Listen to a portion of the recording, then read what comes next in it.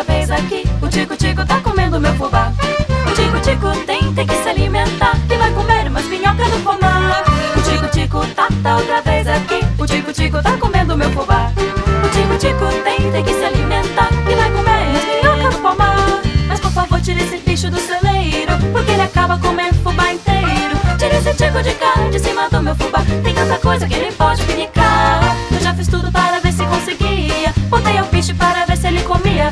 Botei um gato, um espantalho, um sapão, mas ele acha que o fubá é que é boa alimentação. E o tico-tico tá outra vez aqui. O tico-tico tá comendo meu fubá. O tico-tico tem que se alimentar, que vai comer umas minhocas no pomar. O tico-tico tá outra vez aqui. O tico-tico tá comendo meu fubá.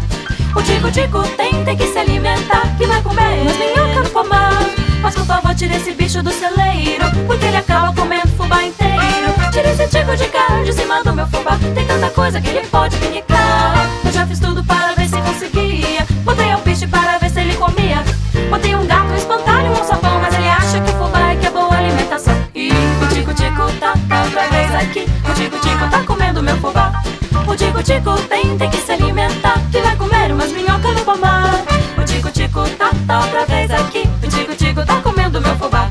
O tico-tico tem que se alimentar, que vai comer umas minhocas no pomar.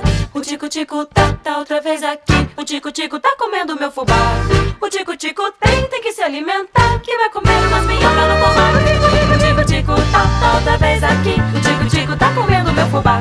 O tico-tico tem que se alimentar, que vai comer umas minhocas no pomar.